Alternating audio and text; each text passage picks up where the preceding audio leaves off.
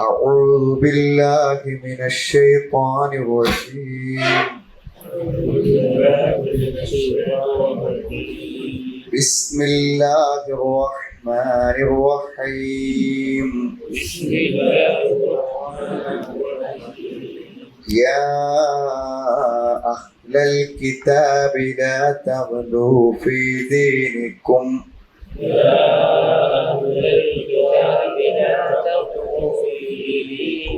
لا تغلوا في دينكم ولا تقولوا على الله إلا الحق.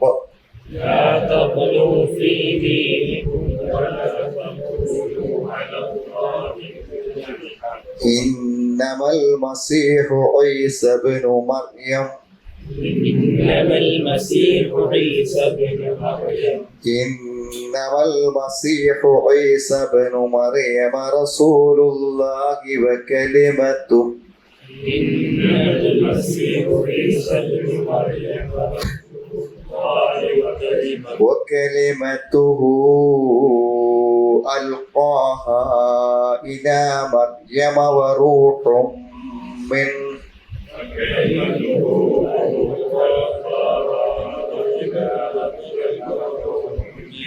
فآمنوا بالله ورسله ولا تقولوا ثلاثة. انتهوا خيرا لكم. إنما الله إله واحد. سبحانه أن يكون له ولد له ما في السماوات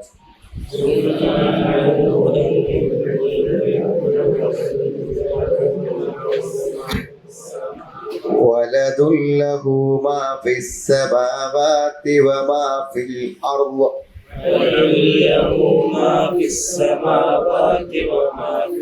وكفى بالله وكيلا.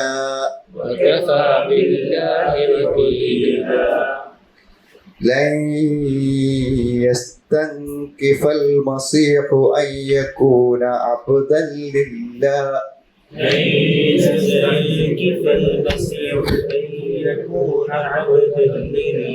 أن يكون عبدا لله وللملائكة المقربون.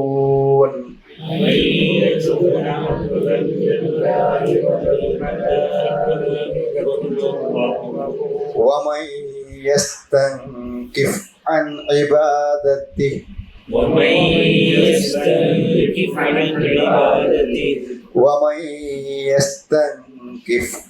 عبادته ويستكبر فسيحشرهم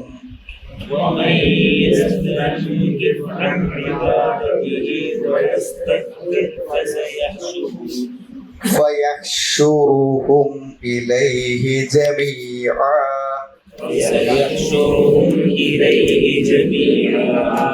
വേദക്കാരെ കുറിച്ചാണ് പല സംഭവങ്ങളും കഴിഞ്ഞതിന് മുമ്പുള്ള ആയത്തുകളിലൊക്കെ പറഞ്ഞിട്ടുള്ളത്. അതിന്റെ ഒരു തുടർച്ചയാണ് ഇത് എന്നുള്ളതാണ്. ഇപ്പൊ നമുക്ക് എല്ലാവർക്കും അറിയാം, സാധാരണ ഒരാള് ഒരു നാട്ടിൽ 5 നേരം കണിശമായും കൃത്യമായിട്ടും ഒരാൾ പള്ളിയിൽ പോവുകയാണെങ്കിൽ, സുബൈക്ക് ജമാഅത്തിന് പോയി, കഴിഞ്ഞ് ളുഹ്ർക്ക് പോയി, കഴിഞ്ഞ അസറിനും പോയി, ഇശാക്കും എല്ലാ വക്തിനും കണിശമായി ഒരാൾ ജമാഅത്തിന് പോവുകയാണെങ്കിൽ, ഈ നിസ്കരിക്കും കൂടി ചെയ്യാത്ത ആൾക്കാർ എന്താ പറയാ, അയാള് കുറച്ച് മത തീവ്രവാദിയാണെന്ന് പറയും. എന്താ അയാളുടെ തീവ്രത? അയാൾ 5 നേരവും പള്ളിയിൽ പോകുന്നു. അപ്പൊ മതപരമായ കാര്യങ്ങള് കൃത്യനിഷ്ഠയോടുകൂടെ ആചരിക്കുന്നവര് പൊതുവെ ആളുകൾ അങ്ങനെ ആ നിലക്ക് ദീൻ അനുഷ്ഠിക്കാത്ത ആളുകൾ എന്ത് ചെയ്യും? തീവ്രതയുള്ളവരാണെന്നാണ് പറയുന്നത്. അപ്പൊ അതൊരു കുറച്ചൊക്കെ നമ്മൾ നബിന്റെ സഹാബത്തിന്റെ ഒക്കെ ആ മാതൃകകളോട് അടുത്ത് നിന്ന് ജീവിക്കുന്നത് കൊണ്ട് തന്നെ കുറച്ച് ദീനിയായിട്ടൊക്കെ അതിന്റെ കാര്യങ്ങൾ പാലിക്കുന്നത് കൊണ്ട് മറ്റുള്ളവരുടെ കണ്ണിൽ എന്താണ്, നമ്മളൊക്കെ ഒരു പക്ഷേ ഒരു തീവ്രവാദികളായിട്ടാണ് എന്ത് ചെയ്യുക കാണുക. അപ്പൊ എന്താണ് ഈ മതത്തിൽ അതിര് കവിയുക? അല്ലെങ്കിൽ മതത്തിൽ തീവ്രത ഉണ്ടാവുക എന്നൊക്കെ പറഞ്ഞാൽ എന്താണ് അതിന്റെ ഉദ്ദേശം? അപ്പൊ ക്രിസ്ത്യാനികൾ മതത്തിൽ എന്ത് ചെയ്തു? അതിര് കവിഞ്ഞു, അവര് തീവ്രതയുള്ളവരായി. ആ തീവ്രത പാടില്ല എന്നാണ് നമ്മളിപ്പോ ഈ 171 ആയത്തിൽ നമ്മൾ പഠിക്കുന്നത്. ഇപ്പൊ എന്താണ് ഈ തീവ്രത കൊണ്ട് ഉദ്ദേശിക്കുന്നത് എന്നതാണ് ഏറ്റവും പ്രധാനം. അൽ ഉലൂവു ഫിദ്ദീൻ എന്ന് പറഞ്ഞാൽ വഹു മുജാവസത്തുൽ ഹദ്, നമ്മളതിന്റെ ഒരു പരിധി വിടുക എന്നാണ് ആദ്യം. അതായത് ഖദറുൽ മശ്റൂഅൻ ഇലാ മാ ലൈസ ബി മശ്റൂഅൻ. അതായത് മതത്തിൽ ഒരു നിയമമായി അംഗീകരിക്കപ്പെട്ട ഒരു കാര്യം അനുഷ്ഠിക്കുന്നതിന് തീവ്രത എന്ന് പറയുക. ഖുർആനിലും സുന്നത്തിലും പറഞ്ഞൊരു കാര്യം ഒരാൾ ചെയ്യുകയാണെങ്കിൽ, ഞാൻ ഒരിക്കലും പരീക്ഷയ്ക്ക് ഒരു ലോൺ എടുക്കൂല എന്ന് പറഞ്ഞാൽ അയാള് തീവ്രത അല്ല. പരീക്ഷ ഖുർആൻ നിരോധിച്ചതാണ്, അത് ചെയ്യൂല പറഞ്ഞാൽ അയാള് തീവ്രവാദിയല്ലേ. ഞാൻ ഇസ്ലാമികമായ ഈ വേഷത്തില് ഞാൻ ജീവിക്കുള്ളൂ എന്ന് പറഞ്ഞാൽ, അങ്ങനെ ഒരു സ്ത്രീ സഹോദരി പറഞ്ഞാൽ എന്താണ്? അവള് തീവ്രത ഉള്ളവളാണ്. ഞാൻ പർദ്ദയിട്ടുള്ളൂ എന്ന് പറഞ്ഞാൽ അതൊന്നും തീവ്രതയല്ല. അതൊക്കെ മതം അംഗീകരിച്ചതും അനുഷ്ഠിക്കാൻ പറഞ്ഞതുമായ കാര്യങ്ങളെ ഒന്നും നമുക്ക് തീവ്രമായി കാണാൻ പറ്റില്ല. അപ്പൊ ഇന്നിപ്പോ ഒരു രക്ഷിതാവ് പറഞ്ഞു, അയാളുടെ മകന്, അവന് മെഡിസിൻ MBBS കഴിഞ്ഞ കുട്ടിയാണ്. അപ്പൊ അവനോട് തൽക്കാലം എവിടെയെങ്കിലും ഒരു പ്രാക്ടീസ് ചെയ്യാനോ അല്ലെങ്കിൽ ഒരു PG എടുക്കാനൊക്കെ പറയുമ്പോൾ പറയാം, ഈ ഡോക്ടർ പരിപാടിക്ക് ഞാൻ ഇല്ലാതെ. അപ്പൊ എന്താ 5 കൊല്ലം പഠിക്കുക, MBBS പഠിക്കാനത്ര അർത്ഥം. അപ്പൊ അവൻ പറയണമെന്ന് വെച്ചാൽ സത്യമായിട്ടില്ല കേട്ടോ, ഇന്ന് ഞാൻ സംസാരിച്ചായിരുന്നു. അപ്പൊ അവൻ പറഞ്ഞത് എന്താന്ന് വിചാരിച്ചാല്, അതെന്താ വെച്ചാൽ ഇഖ്തിലാത്തുണ്ട്. അത് ആണും പെണ്ണും കൂടിക്കലരുന്ന ഒരു അവസ്ഥ ഉണ്ടാവും. അപ്പൊ ഈ സ്ത്രീകൾ രോഗികളായിട്ട് വരും, സിസ്റ്റർമാർ അസിസ്റ്റന്റ് ആയിട്ട് കൂടെ ഉണ്ടാവും. അതൊന്നും ഇസ്ലാമിന് പറ്റൂല. അതുകൊണ്ട് ഞാൻ ആ പരിപാടിക്കൊന്നുമില്ല. അപ്പോൾ പിന്നെ ഇനി എന്താ പണക്ക് പറ്റിയൊരു പരിപാടി എന്ന് ചോദിച്ചു. അപ്പൊ പറഞ്ഞ അത്തറ് വെക്കുക. റോഡ് സൈഡിലൊക്കെ ഉണ്ടല്ലോ കുട വെച്ചിട്ട്, അപ്പൊ അതിന് പോവാണ്. അപ്പൊ ഇവനെ പഠിപ്പിക്കാൻ വേണ്ടി ലക്ഷങ്ങൾ ചെലവഴിച്ച മാതാപിതാക്കൾ കാര്യമാണ്, അവന്റെ വാപ്പയുടെ കാര്യമായിട്ട് സങ്കടപ്പെടും. എന്താ അവനെ കാണിക്കാം, മനസ്സിലായി? അപ്പോ പിന്നെ അവനോട് ചോദിക്കണത്, അപ്പൊ ഈ ആണും പെണ്ണും ഒരുമിച്ചുള്ള സ്ഥലങ്ങളിൽ ഒന്നും പോകാൻ പറ്റൂല, അതാണോ ഇസ്ലാമിന്റെ നിയമം? അങ്ങനെയാണോ ഇസ്ലാമിന്റെ നിയമം? ആണും പെണ്ണും ഉള്ള ഒരു സ്ഥലത്ത് നമ്മളെ സ്കൂളിൽ പോകാൻ പറ്റൂല, കോളേജിൽ പോകാൻ പറ്റൂല, ആശുപത്രി പോകാൻ പറ്റൂല, അങ്ങനെ തന്നെയാണെന്ന്. അപ്പോ എന്ത് ചെയ്യാ, കേരളത്തിലെ ഇതാണല്ലോ ഇസ്ലാം അല്ലെ, നിങ്ങൾ പറഞ്ഞ ഇസ്ലാം. അങ്ങനെയാണെങ്കിൽ കേരളത്തിലെ എല്ലാ മുസ്ലിങ്ങളും തീരുമാനിക്കാനുണ്ട്, സ്കൂൾ പോണില്ല, കോളേജിൽ പോണില്ല, ഇനി ആശുപത്രി പോണില്ല എന്നാണ് തീരുമാനിച്ചാലോ ചോദിച്ചു. നല്ലതാണെങ്കിൽ എല്ലാവർക്കും ഉണ്ടല്ലോ, ഒരു മാത്രം പോരല്ലോ. നല്ലൊരു കാര്യമാണെങ്കിൽ എല്ലാവരും അതന്നെയല്ലേ ചെയ്യേണ്ടത്. അങ്ങനെയാണ് തീരുമാനിച്ചാലോ എന്ന് ചോദിച്ചു. അപ്പൊ അങ്ങനെ തീരുമാനിച്ചാലോ എന്ന് ചോദിച്ചപ്പോ അങ്ങനെയാണ് തീരുമാനിക്കേണ്ടത് പറ്റുമെങ്കിൽ എന്ന് തന്നെയാണ് അവന്റെ അഭിപ്രായം. ഇപ്പൊ എന്തായിരിക്കും ഈ നാട്ടിലെ ആൾക്കാരുടെ അവസ്ഥ എന്ന് ചോദിക്കണത്. അത് പണ്ട് നമ്മളുടെ ഒരു പണ്ഡിതൻ ട്രെയിനിൽ യാത്ര ചെയ്യുന്ന സമയത്ത് എന്ത് ചോദിച്ചാൽ, ഈ കന്യാസ്ത്രീകളുണ്ട് കൂടെ. അപ്പൊ കന്യാസ്ത്രീകൾ യാത്ര ചെയ്യുന്ന ട്രെയിനിൽ. അപ്പൊ അവരിങ്ങനെ സംസാരിച്ചപ്പോ അവരവരുടെ മതത്തെ കുറിച്ച് പറഞ്ഞപ്പോ ഈ പണ്ഡിതൻ അവരോട് ചോദിച്ചൊരു ചോദ്യമാണ് എന്ത്, അപ്പൊ ഈ കന്യകത്വം സ്വീകരിക്കുക, ഈ കന്യാസ്ത്രീ ആകുക എന്ന് പറഞ്ഞാൽ ക്രിസ്ത്യാനിറ്റിയിൽ ഏറ്റവും പുണ്യമുള്ള കാര്യമാണോ ചോദിച്ചു. ഏറ്റവും പുണ്യമുള്ള കാര്യം. നല്ല കാര്യങ്ങളാകുമ്പോൾ അത് എല്ലാവരും ചെയ്യേണ്ടത്. അതെ. അപ്പോ ലോകത്തെ എല്ലാ സ്ത്രീകളും കന്യകകളാകാൻ തീരുമാനിച്ചാൽ, കന്യാസ്ത്രീകളാകാൻ തീരുമാനിച്ചാൽ എന്തായിരിക്കും ലോകത്തിന്റെ അവസ്ഥ? ഞാൻ ചോദിച്ചു. നല്ല കാര്യമാണെങ്കിൽ എല്ലാവരും ചെയ്യണമല്ലോ. ഇപ്പൊ എന്തായിരിക്കും ലോകത്തെ എല്ലാ സ്ത്രീകളും പറയാണ്, ഞങ്ങൾ വിവാഹം കഴിക്കണില്ല, പ്രസവിക്കണില്ല എന്ന് തീരുമാനിച്ചാൽ എന്തായിരിക്കും ലോകത്തിന്റെ അവസ്ഥ? അപ്പൊ ഒരു പറഞ്ഞാൽ അങ്ങനെ എല്ലാവരും തീരുമാനിക്കൂല. എല്ലാവരും തീരുമാനിക്കണം എന്നല്ലേ നിങ്ങൾ പറയണത്. കാരണം നല്ല കാര്യമാണെങ്കിൽ എല്ലാവരും ചെയ്യണമല്ലോ. അപ്പോ അവർക്ക് അതിന് ഉത്തരമില്ല. ഞാൻ പറഞ്ഞത് വളരെ ചെറിയൊരു കോമൺ സെൻസ് വെച്ച് ചിന്തിച്ചാൽ പോലും പ്രായോഗികമല്ലാത്ത കാര്യങ്ങളായിരിക്കും. അപ്പൊ ഇത്തരത്തിലുള്ള തീവ്രതകൾ, പൊരി വെയിലത്ത് ഒറ്റക്കാലിൽ നിന്നിട്ട് ദിക്റെല്ലാം തീരുമാനിച്ച ആളോട് അവിടുന്ന് പോകാൻ മടി പറഞ്ഞു. ശരി, അങ്ങനെയൊന്നും ചെയ്യാൻ എന്തില്ല, ഇസ്ലാം നമ്മളോട് കൽപ്പിച്ചിട്ടില്ല. എന്നാൽ മതം നിശ്ചയിച്ച കാര്യങ്ങൾ പ്രവർത്തിക്കുക എന്ന് പറഞ്ഞാൽ അതൊരിക്കലും തീവ്രതയായി കാണാൻ പറ്റില്ല. ഇപ്പൊ അഹ്ലു കിതാബ് പറഞ്ഞ ക്രിസ്ത്യാനികളും അതേപോലെ തന്നെ ജൂതന്മാരും ഉണ്ട്.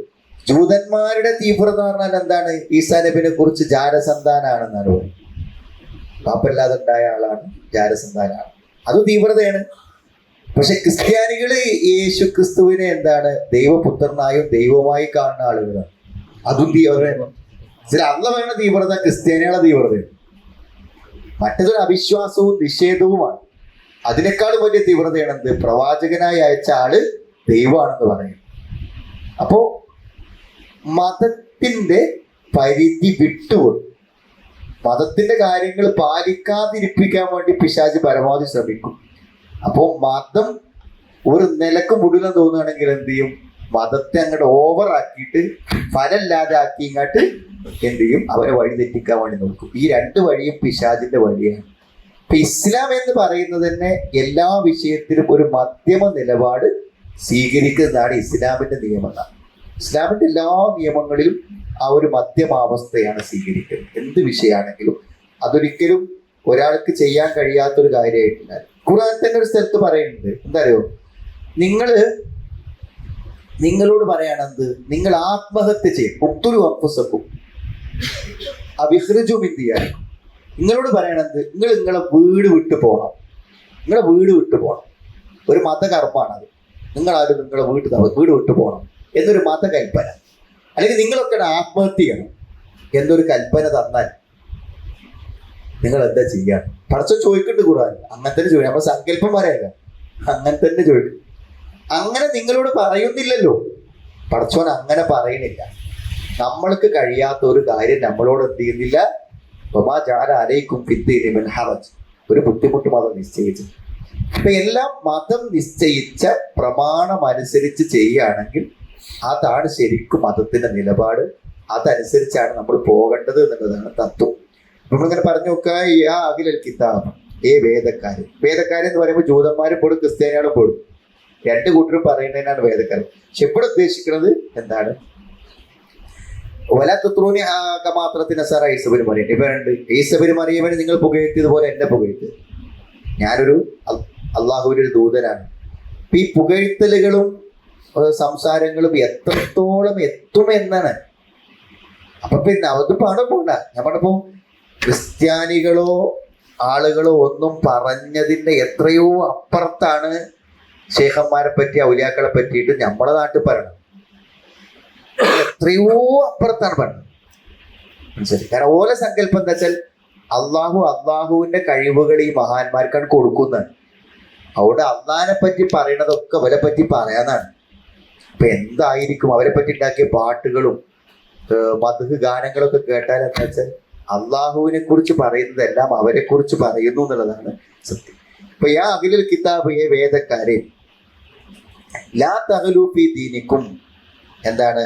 നിങ്ങൾ നിങ്ങളുടെ മതത്തിൽ അതിരു കവിയരുത്. ഒലുവ് എന്ന് പറയാൻ കേട്ടോ, ഒലുവ് എന്ന് പറയാ, അതിര് കവിയാന്നുണ്ട്. അപ്പൊ ലാ തഗ്ലൂ ഫീ ദീനിക്കും, നിങ്ങൾ നിങ്ങളുടെ മതത്തിൽ അതിര് കവിയരുത്. എന്നിട്ട് എന്താണ് അതിര് കവിച്ചെന്ന് നമുക്ക് വെച്ചിരുന്നു. എന്താണ് അതിര് കവിയൽ എന്താണ് എന്ന് പറഞ്ഞു തരികയാണ്.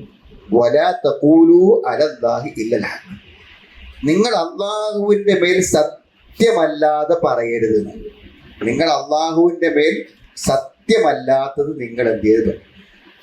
അള്ളാഹു നിങ്ങളോട് പറഞ്ഞ പ്രാമാണികമായി അള്ളാഹിനെ കുറിച്ച് പറഞ്ഞ കാര്യങ്ങൾ മാത്രമേ നിങ്ങൾ പറയാൻ പാടുള്ളൂ എന്ന്.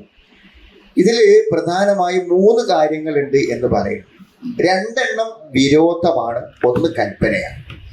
ഈ വലാത്തക്കൂലു അലല്ലാഹി ഇല്ലൽ ഹഖ്, അള്ളാഹിന്റെ പേര് നിങ്ങൾ സത്യമല്ലാതെ പറയരുത് എന്ന് പറയുന്നതിൽ 3 കാര്യമുണ്ട്. സലാസത്തു അഷ്യാറുണ്ട്.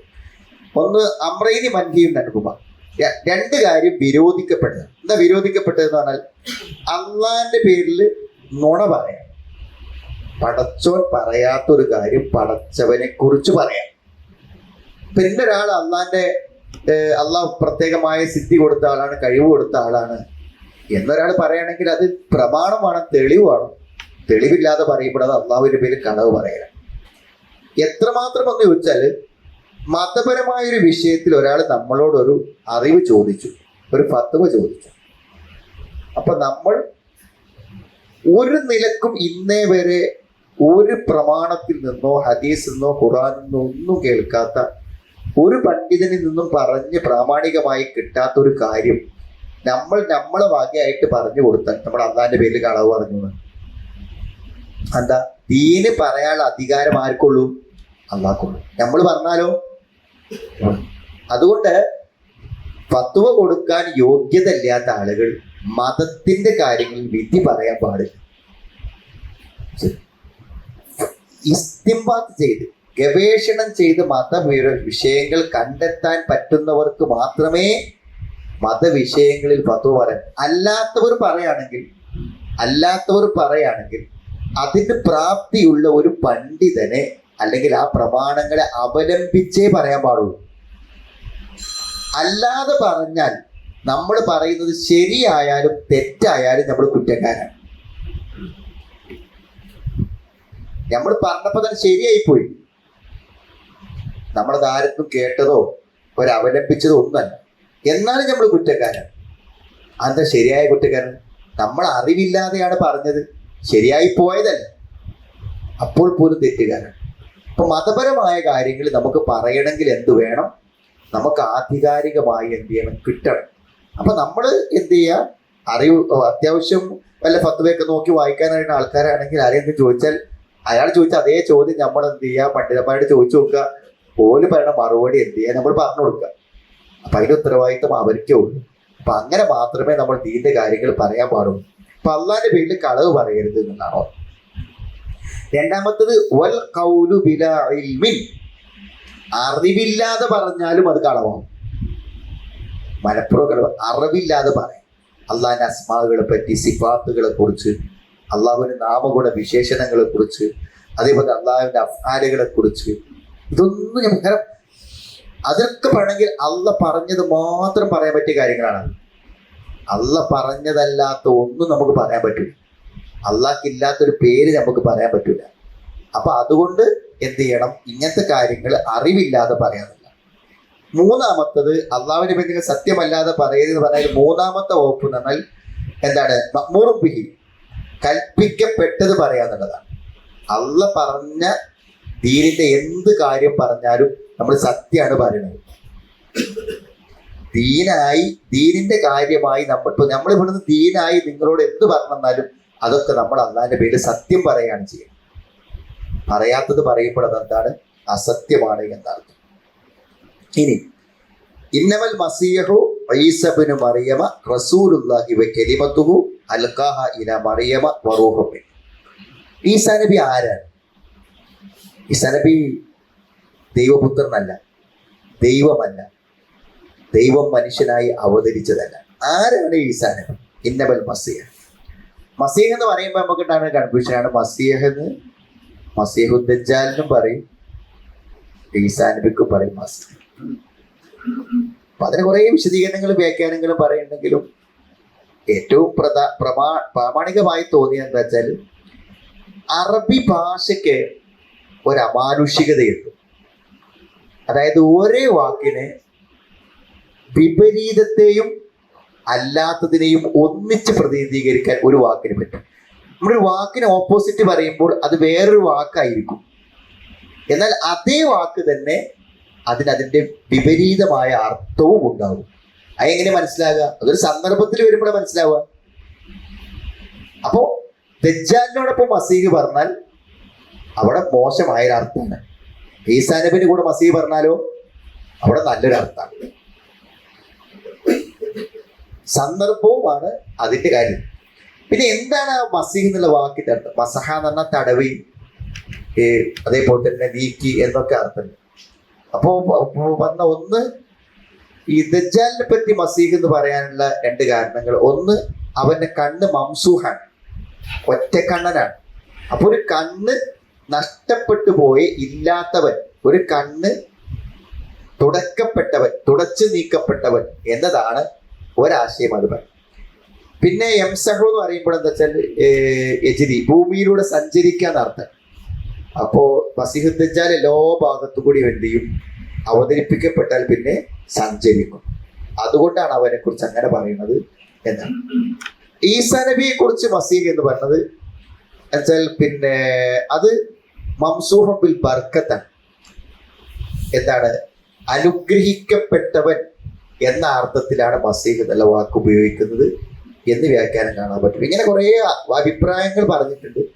ശരിക്കും ഇതൊക്കെ വായിച്ചപ്പോൾ തോന്നി ആദ്യത്തെ വെച്ചാൽ ഏതെങ്കിലും അറബി ഭാഷയിൽ ഒരു വാക്ക് രണ്ടർത്ഥം, രണ്ടർത്ഥത്തിന് ഉപയോഗിക്കും. സന്ദർഭത്തിന് മനസ്സിലാവും. അതുകൊണ്ട് ദജ്ജാലിന്റെ കൂടെ മസീഹ് വന്നപ്പോൾ അതൊരു മോശമായ അർത്ഥമാണെന്നും മസീഹൻ ഈസാ നബിന്റെ കൂടെ മസീഹ് വരുമ്പോൾ അതൊരു നല്ല അർത്ഥമാണെന്നും മനസ്സിലാക്കുക എന്നുള്ളതാണ് അതിന്റെ ഒരു രത്നച്ചുരുക്കം കേട്ടോ. ഇന്നമൽ മസീഹു ഈസ ഇബ്നു മറിയം, തീർച്ചയായും മറിയമിന്റെ മകൻ ഈസാ മസീഹ്, മറിയമിന്റെ മകൻ ഈസ മസീഹ്. മറിയമിന്റെ പുത്രൻ എന്ന് പറയാൻ കാരണം ഉമ്മ മാത്രമേ ഉള്ളൂ. എല്ലാവരും ഇബനും ബിത്തും ചേർക്കുമ്പോൾ വാപ്പയിലേക്കാ ചേർക്കുക. ഇത് ഉമ്മയിലേക്ക് ചേർക്കാൻ കാരണം ഉമ്മ മാത്രമുള്ളൂ എന്നതുകൊണ്ടാണ്. അപ്പോ മറിയമിന്റെ പുത്രൻ എന്ന് പറയുമ്പോൾ ഒരു മനുഷ്യൻ, അങ്ങനെയല്ലോ, ഒരാൾക്ക് ഭൂമിയിൽ ജനിച്ച ഒരു ഉമ്മക്ക് ഉണ്ടായ കുട്ടി ഇപ്പൊ മനുഷ്യൻ. ഇപ്പൊ ഈസാ നബി ഒരു മനുഷ്യനാണ്. ഈസാ നബി ആരാണ്? ഭൂമിയിൽ ജനിച്ച ഒരു മനുഷ്യനാണ്. അപ്പൊ ഈസാ നബി ആരാണെന്നതിന്റെ ഒരു ഉത്തരമായി. ഈസാ നബി അലൈഹി സ്വലാം എന്താണ്? ഒരു മനുഷ്യനാണ്. റസൂലുള്ള, അള്ളാഹുവിന്റെ റസൂലാണ്, അള്ളാഹുവിന്റെ ദൂതനാണ്. അള്ളാഹു അയച്ച ഒരു പ്രവാചകനാണ്. ജനങ്ങൾക്ക് സന്ദേശങ്ങൾ എത്തിക്കുവാൻ വേണ്ടി നിർദ്ദേശിക്കപ്പെട്ട ഒരാളാണ്. കലിമത്തുഹു, കലിമത്തുഹു അള്ളാഹുവിന്റെ വാക്കും, അള്ളാഹുവിന്റെ വചനം, അള്ളാഹുവിന്റെ വാക്ക്. അള്ളാഹുവിന്റെ വാക്ക് എന്ന് പറഞ്ഞാൽ എന്താണ്? അള്ളാഹുവിന്റെ വാക്ക് എന്ന് പറഞ്ഞാൽ ഈസാ നബി ഉണ്ടാകട്ടെ, കുൻ ഫയക്കുൻ, ഈസാ നബി ഉണ്ടാകട്ടെ എന്ന് അള്ളാഹ് പറഞ്ഞു. ആ അള്ളാഹുവിന്റെ വാക്കനുസരിച്ച് ഉണ്ടായ ആള്. വാപ്പല്ലാതെ എങ്ങനെ ഉണ്ടായി എന്ന ഉത്തരം അതിലുണ്ട്. അള്ളാഹ് ഉണ്ടാകാൻ പറഞ്ഞു, ഉണ്ടായി. അതാണ് കലിമത്ത്. പിന്നെ അൽഖാഹ ഇലാ മറിയമ വറൂഹം മിൻഹു, അതായത് മറിയമിലേക്ക് ഇട്ടുകൊടുത്ത അള്ളാഹുവിന്റെ അടുക്കൽ നിന്നുള്ള ഒരാത്മാവും. അൽഖാഹ ഇലാ മറിയമ വറൂഹം മിൻഹു, അള്ളാഹുവിൽ നിന്നും മറിയമിലേക്ക് അള്ളാഹു ഇട്ടുകൊടുത്ത ഒരാത്മാവ്. അവിടെ റൂഹ് എന്ന് പറയുമ്പോൾ അതിന്റെ വിശദീകരണങ്ങളിൽ ഒന്ന് ജിബ്രീലിനെ കുറിച്ച് റൂഹ് എന്ന് പറയും. അപ്പൊ ജിബ്രീലാണ് ഈ ആത്മാവിനെ എത്തിച്ചു കൊടുത്തത് എന്ന നിലക്ക് ആണെന്ന ഉദ്ദേശത്തെ കുറിച്ച് പറയുന്നത്. അതിലൊക്കെ വ്യക്തമായി പറയുന്നത് അള്ളാഹ് തന്നെയാണ് എല്ലാവർക്കും ആത്മാവിനെ കൊടുക്കുന്നത്. അള്ളാന്റെ ആത്മാവിനെ കൊടുത്തു എന്നല്ല, അള്ളാഹു ഒരു ആത്മാവിനെ കൊടുത്തു. അത് ആർക്ക് കൊടുത്തിട്ടുണ്ട്? ആദം നബിക്ക് കൊടുത്തിട്ടുണ്ട്. ആദം നബി അലൈഹി സ്വലാമിന് ആദ്യത്തിൽ അള്ളാഹു ആദമിൽ റൂഹിനെ ഊതി. അതേപോലെ തന്നെ ആരിലും ഊതി? മറിയമിലും അള്ളാഹു പിന്നെ ആത്മാവിനെ ഊതി. ആ ആത്മാവിനെ ഊതിയതാണ് എന്ത്? ഈസാ നബി അലൈഹി സ്വലാമിന്റെ ജനനത്തിന്റെ കാരണം എന്ന് പറയാം. അപ്പൊ ഇത് പറയണതെന്ന് വെച്ചാൽ ഇതിനൊന്നും ദൈവീകത കൽപ്പിക്കേണ്ട കാര്യമില്ല എന്നാണ്. അപ്പൊ വാപ്പല്ലാതെ ഉണ്ടായതുകൊണ്ട് ദൈവീകതയുണ്ടെന്ന് പറഞ്ഞപ്പോ ഖുർആൻ അതിന് പറഞ്ഞ ഏറ്റവും ആധികാരികവും ലോജിക്കുള്ളതുമായ മറുപടിയാണ് അള്ളാഹുവിന്റെ അടുക്കൽ ഈസയുടെ ഉദാഹരണം പറഞ്ഞാൽ കമാത്തലി ആദം, ആദമിനെ പോയി. ആദമ് വാപ്പിമ്മില്ലാതെ ഉണ്ടായി, ഒരു ദൈവമായോ? വാപ്പിമ്മില്ലാതെ, വാപ്പല്ലാതെ ഉണ്ടായ ആള് ദൈവം എന്ന് പറയണമെങ്കിൽ വാപ്പിമ്മില്ലാതെ ഉണ്ടായ ആള് എന്ത് പറയണം? എത്ര മനോഹരമായ ചോദ്യമാണത്. വാപ്പുണ്ടായില്ല വെച്ചിട്ട് ദൈവമായി എന്ന് പറയണമെങ്കിൽ വാപ്പിമ്മില്ലെങ്കിൽ എന്തായി പറയാം? എത്രമാത്രം പറയണമെന്നാണ്. അപ്പൊ അതുകൊണ്ട് അതൊരിക്കലും ദൈവികത കൽപ്പിക്കുവാനുള്ള ഒരു മാനദണ്ഡമല്ല എന്നാണ് പറയുന്നത് കേട്ടോ. ഇപ്പൊ ഈസാ നബിന്റെ കാര്യത്തിൽ നിങ്ങൾ അതിര് കവിയരുത്. ഗായത്തുൽ മസീഹ്, പരമാവധി ഈസാ നബി അതിനെ കുറിച്ച് പറയാനുള്ളത് എന്താണ്? ഈ പറഞ്ഞ കാര്യങ്ങളാണ്. അദ്ദേഹം പിന്നെ ഈ മറിയമ്മിന് ജനിച്ച മറിയമ്മിന്റെ പുത്രനാണ്. അതേപോലെ തന്നെ ഏറ്റവും ഒരു മനുഷ്യന് കിട്ടുന്ന ഏറ്റവും ദറജാത്തുകളിൽ ഏറ്റവും വലിയ ദറജയാണ് എന്ത്? പ്രവാചക എന്നുള്ള ദറജ. അത് കിട്ടിയ ആളാണ്. ശരി. അപ്പൊ അതൊക്കെയാണ് അദ്ദേഹത്തെ കുറിച്ച് പറയാൻ പറ്റുന്ന ഏറ്റവും പ്രധാനപ്പെട്ട കാര്യം. കലിമത്തുൻ തകല്ലമ അല്ലാഹു ബിഹ വകാന ബിഹ ഈസ, അള്ളാഹു പറഞ്ഞൊരു കലിമത്താണത്. പിന്നെ റൂഹം മിൻഹു എന്ന് പറഞ്ഞാൽ മിനൽ അർവാഹില്ലത്തി ഖലഖഹ, അള്ളാഹ് സൃഷ്ടിച്ചൊരാത്മാവ് എന്ന് വിചാരിച്ചാൽ മതി. അള്ളാഹ് സൃഷ്ടിച്ചൊരാത്മാവ് എന്നേ പറയേണ്ടതുള്ളൂ. അത് മറിയമിലൂതി. അങ്ങനെ മറിയമിലൂടെ ഈസാ നബി അലൈഹി സ്വലാം ജനിച്ചു. പിന്നെ അതുകൊണ്ട് ഫആമിനു ബില്ലാഹി വറസുലിഹി, അള്ളാഹുവിലും അവന്റെ ദൂതന്മാരും നിങ്ങൾ വിശ്വസിക്കുക. വലാ തഖൂലൂ സലാസ, വലാ തഖൂലൂ സലാസ, നിങ്ങൾ മൂന്നെന്ന് പറയരുത്. മൂന്നെന്ന് പറയരുത് എന്ന് പറഞ്ഞാൽ 3 ദൈവങ്ങളുണ്ടെന്ന് പറയരുത്. 3 ദൈവങ്ങൾ ആരൊക്കെ? യഹോവ, അല്ലാഹു, പിന്നെ ആരാണ്? പരിശുദ്ധാത്മാവ്, അതേപോലെ തന്നെ ഈസാ നബി, ദൈവപുത്രൻ. ഈ 3 ആൾക്കാരാണ് 3 ദൈവങ്ങൾ എന്ന് നിങ്ങൾ പറയരുത്. ദൈവമായിട്ട് അല്ലാഹു മാത്രമേ ഉള്ളൂ. വലാ തഖൂലൂ സലാസ ഇൻതഹു ഖൈറൻ ലക്കും, ഇൻതഹു ഖൈറൻ ലക്കും. ഈ വാദത്തിൽ നിന്ന് നിങ്ങൾക്ക് പിൻവാങ്ങുകയാണ് നല്ലത്, വിരമിക്കുകയാണ് നല്ലത്. അതാണ് നിങ്ങൾക്ക് ഏറ്റവും ഉത്തമമായത് എന്നാണ്. അതിൽ നിന്ന് വിരമിക്കുന്നതാണ്, നിങ്ങൾ വിരമിക്കുമേ നിങ്ങൾക്ക് ഒരു ഗുണകരമായ നിലക്ക്, അതാണ് നിങ്ങൾക്ക് ഖൈർ. അതായത് ഏതെങ്കിലും നിലക്ക് അള്ളാഹു 3 എണ്ണം ചേർന്നതാണ് എന്ന് പറഞ്ഞ ത്രിയേകത്വം ആരെങ്കിലും വിശ്വസിക്കുകയോ പറയുകയോ ചെയ്താൽ അവന്റെ ദുനിയാവും ആഖിറൊക്കെ പോയി. ആലോചിച്ച് നമുക്ക് സങ്കടം തോന്നൂലേ? ഞാൻ ഇന്നലെ പറഞ്ഞു നിങ്ങളോട്, അതായത് ഈസാ നബി അലൈഹി സ്വലാം മരിച്ച് വർഷങ്ങൾ കഴിഞ്ഞിട്ട് എന്ത് ചെയ്യാണ്, അദ്ദേഹത്തിന്റെ ശത്രുവായിരുന്ന ഒരാളാണ് പിന്നീട് എന്താണ് ഈ ബൈബിളും എല്ലാ സാധനങ്ങളും ഉണ്ടാക്കുന്നത്. ഒരിക്കലും ഈസാ നബി അലൈഹി സ്വലാമിന്റെ ഒരു നിലക്കും ആ മതത്തോട് ബന്ധമില്ലാത്ത ആശയങ്ങളെ ജനങ്ങളിലേക്ക് എത്തിച്ചൊരു പുതിയ മതം അവതരിപ്പിച്ചിട്ട് ആ മതം എത്ര ഭക്തിയോടെയാണ് ലോകത്തെ ജനകോടികൾ കൊണ്ടിടക്കുന്നത്. ഓർക്ക് എന്തേലും കാര്യമുണ്ടത്? കാരണം പരലോകത്ത് വെച്ച് അള്ളാഹു ഈസാ നബിനെ കൊടുന്നിട്ട് നേരിട്ട് ഇവരെ മുഴുവൻ നിർത്തി ചോദിക്കും, അഖുൽത ലിന്നാസ്, നീ ജനങ്ങളോട് പറഞ്ഞിരുന്നോ എന്നെ ആരാധിക്കാന്ന്? പടച്ചോനെ, എനിക്ക് അവകാശമില്ലാത്ത ഞാൻ എങ്ങനെ പറയുന്നു? ഈസാ നബി പറയുമ്പോ ഒന്ന് ആലോചിച്ച് നോക്കി. പിന്നെ അവരിന്ന് ജനങ്ങളുടെ മുമ്പിൽ അവതരിപ്പിക്കുന്ന ഈസാ നബിന്റെ ആ യേശു ക്രിസ്തുവിന്റെ മുഖം പോലല്ലെന്ന് ഒരിക്കലും. അതല്ല ഈസാ നബി, അതൊരു ചിത്രകാരൻ രൂപപ്പെടുത്തിയ ഒരു രൂപം മാത്രമാണ്. അപ്പൊ ആലോചിച്ചു നിങ്ങൾ, ഒരു ചിത്രകാരൻ രൂപപ്പെടുത്തിയ ഒരു രൂപം ഒരിക്കലും ഈസാ നബി അല്ലാത്തത്, അതും ഒരു പ്രതിമ. എന്നിട്ട് അതിൽ വിശ്വസിക്കാൻ എന്താ? പിന്നെ വിശ്വാസത്തിന് അടിസ്ഥാനം എന്താ? എല്ലാ പാപങ്ങളും ഏറ്റെടുക്കാൻ വേണ്ടിയിട്ട് എന്ത് ചെയ്ത് ഭൂമിയിൽ വന്നു എന്നാ. എന്നിട്ട് കുരിശിലേറിയതാ. അങ്ങനെ സംഭവം തന്നെ ഉണ്ടായിട്ടില്ല. എന്നിട്ട് ഒരു വിശ്വസിക്കണം എന്താണ്?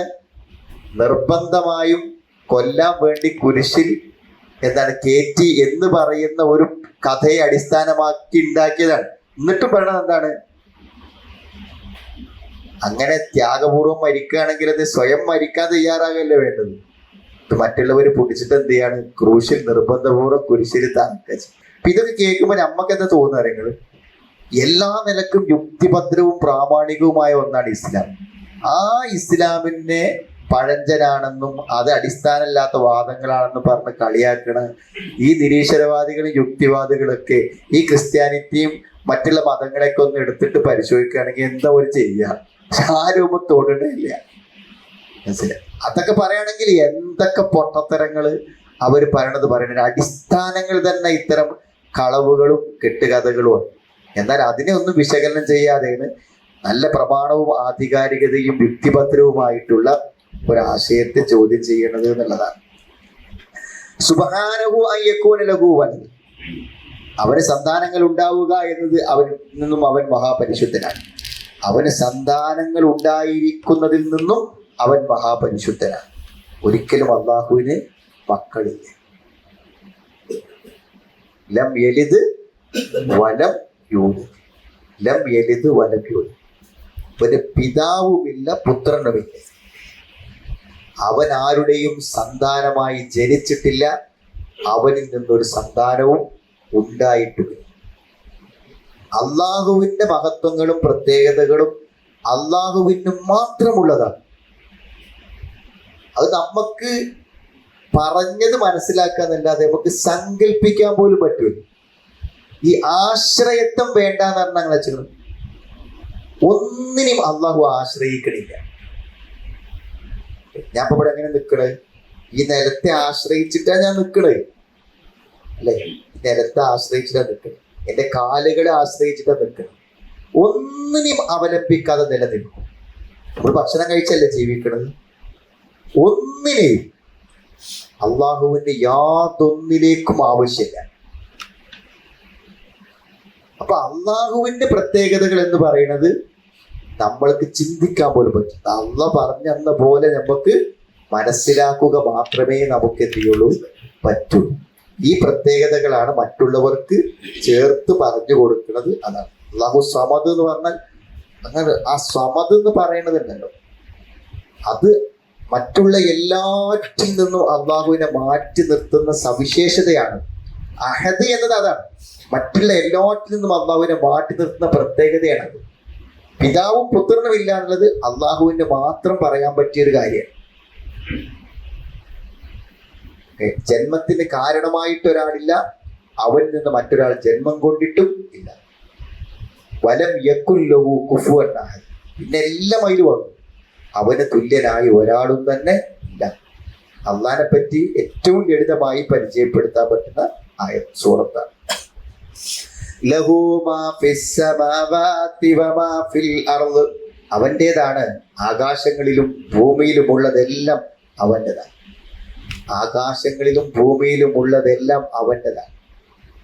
അള്ളാഹുവിന്റെ അധികാരം എന്ന് പറയുമ്പോൾ നമ്മൾ ആരും പറഞ്ഞ പോലെ സമ്പൂർണമായി ഒന്നിനെ കൈകാര്യം ചെയ്യാനുള്ള അധികാരം അള്ളാഹുവിന് മാത്രമേ ഉള്ളൂ. വേറെ ഒരു അധികാരനും ഒരു ഉടമസ്ഥനും താൻ ഉടമപ്പെടുത്തുന്ന ഒന്നിനെ, അധികാരപ്പെടുത്തുന്ന ഒന്നിനെ സമ്പൂർണമായി നിയന്ത്രിക്കാനോ ഉടമപ്പെടുത്താനോ അതിൻ്റെ മേൽ നിയന്ത്രണം ഏർപ്പെടുത്താനോ ആർക്കും പറ്റില്ല. അതിനൊക്കെ പരിമിതികളുണ്ട്, അതിനൊക്കെ കാലപരിമിതികളുണ്ട്, സമയപരിമിതികളുണ്ട്, പലതരം പരിമിതികളുണ്ട്. എന്നാൽ അള്ളാഹു രാജാവാണ്, ഉടമസ്ഥനാണെന്ന് പറയുമ്പോൾ ആ പരിമിതികളൊന്നുമില്ല. അള്ളാനെ മനസ്സിലാക്കുമ്പോൾ, അള്ളാനെ കുറിച്ച് എന്തറിവ് കിട്ടിയാലും അതിൻ്റെ അന്തിമ ഫലം എന്താണ്? പടച്ചോൻ മതി, പടച്ചോൻ മതി, പടച്ചോൻ അതിന് കഴിയും.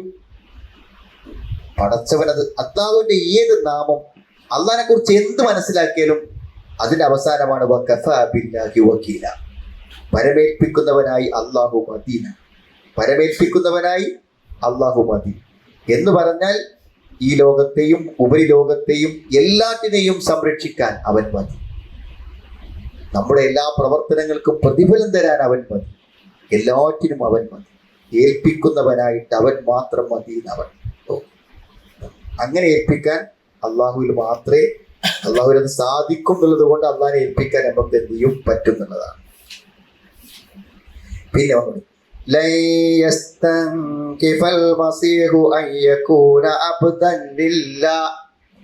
ഇനി നിങ്ങൾ എന്താണ്, നിങ്ങൾ ഈസാ നബിയെ ഒരു പ്രവാചകനായി കാണാനും അള്ളാഹുവിന് കീഴ്പ്പെടാനും അള്ളാഹുവിന്റെ അടിമകളാകുവാനും നിങ്ങൾക്ക് പലർക്കും മടിയുണ്ട്.